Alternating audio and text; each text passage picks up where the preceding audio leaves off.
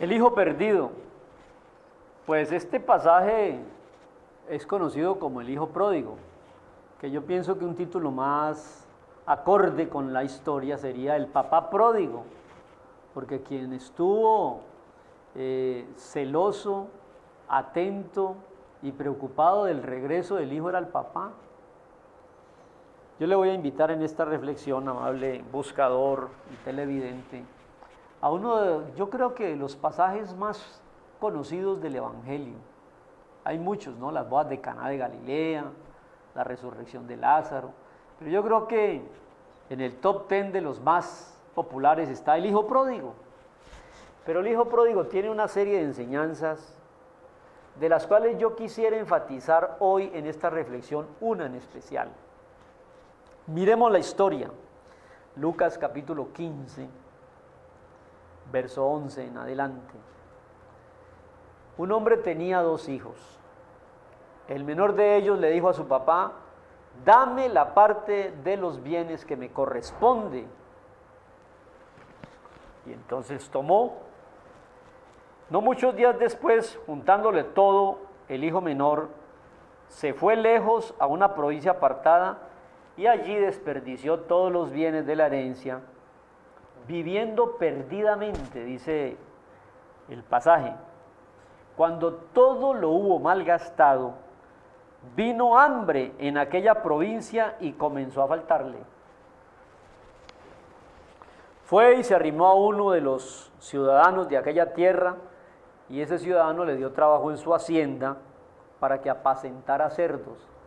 Hay que entender en esa cultura que si había un trabajo en la escala social muy bajo era cuidar cerdos, porque el cerdo era un animal inmundo dentro de la mentalidad hebrea, y eso le tocó hacer. O sea, no solamente gastó el dinero perdidamente, dice, en diversiones, en vicios, quién sabe, sino que tuvo que bajar hasta el grado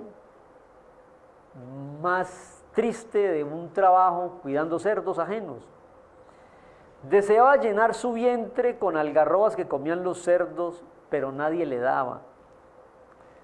Volvió en sí, despertó. Ahí quiero hacer yo el primer énfasis de esta lectura tan conocida. Amable televidente, vuelva en sí. El problema no está en Dios, el problema está en el hombre que se alejó de Dios. Vuelva en sí, reaccione.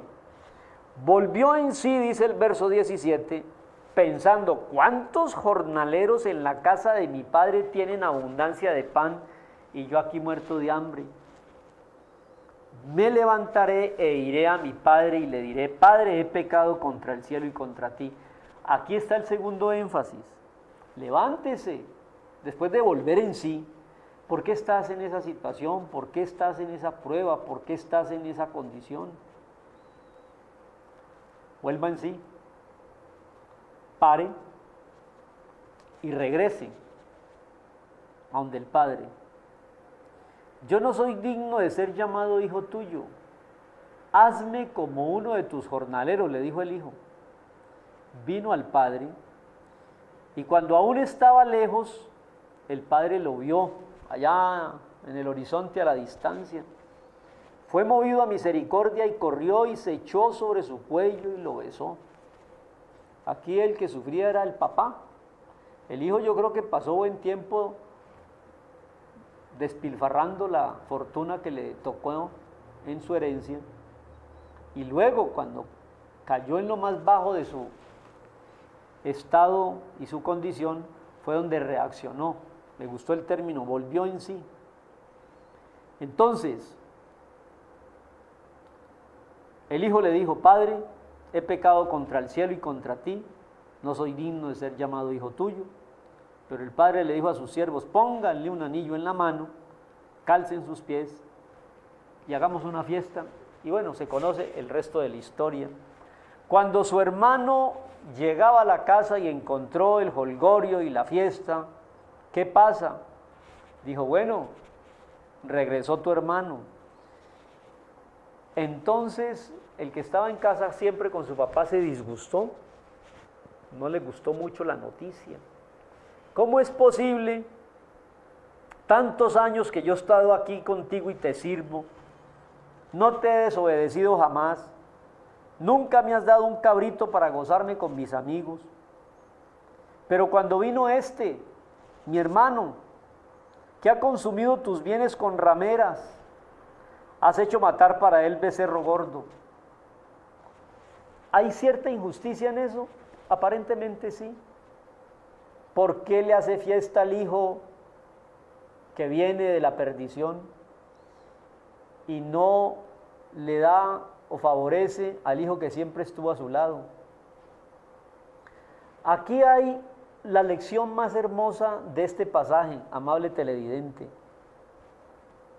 y es el arrepentimiento del hijo que se fue y el reconocimiento de volver a la casa de su padre.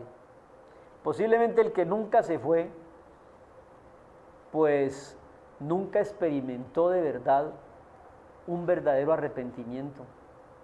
Yo pienso que el mensaje del Evangelio tiene como énfasis el que el hombre que se ha equivocado con su religiosidad, que se ha equivocado con sus búsquedas, un día vuelva en sí, dé la vuelta y regrese a Jesús, a su palabra, a ponerlo a Él por encima de todas las cosas, a amarlo a Dios por encima de todo. Yo pienso que no hay ninguna virtud en el pecado, porque el hermano que estuvo siempre en la casa no cayó tan bajo como su hermano y posiblemente no tuvo la experiencia de arrepentirse. No hay virtud en el pecado, pero sí, amable televidente, la única condición para experimentar la bendición de Dios es dar la vuelta de lo que estás haciendo y ponerlo a Él por encima de todas las cosas. Mire, por ejemplo, las conclusiones del papá. El papá le dijo a su hermano que siempre había estado en casa: hijo, tú siempre estás conmigo y todas mis cosas son tuyas, mas era necesario hacer fiesta y regocijarnos porque tu hermano era muerto y ha vivido, se había perdido y es hallado.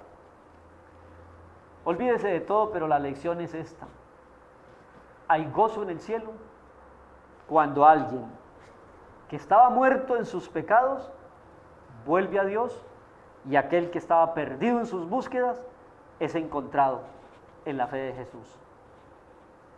El mensaje del Evangelio es para los buscadores y los perdidos, no para los que siempre estuvieron en casa y posiblemente no aprecian absolutamente nada, porque el permanecer en una relación fría y religiosa no te lleva a esa actitud de redescubrir lo que es de verdad estar muerto y vivir, o estar perdido y encontrar.